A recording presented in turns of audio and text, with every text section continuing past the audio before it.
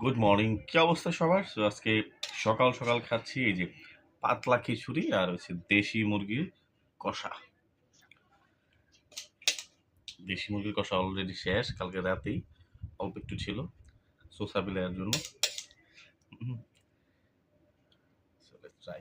এই যে দেশি মুরগি আর হচ্ছে পাতলা খিচুড়ি। এটা হচ্ছে কি চাল? দেশি মুরগির কষা, পোলাও চাল দিয়ে পাতলা খিচুড়ি। আর কালকের যেই গরু গুস্ত ছিল ওইটা দিয়ে মূলত এই খিচুড়িটা রান্না করা হয়েছে। ট্রাই। গরম গরম দোয়া পেয়েছি ইনশাআল্লাহ। বিসমিল্লাহ। দেশি মুরগি।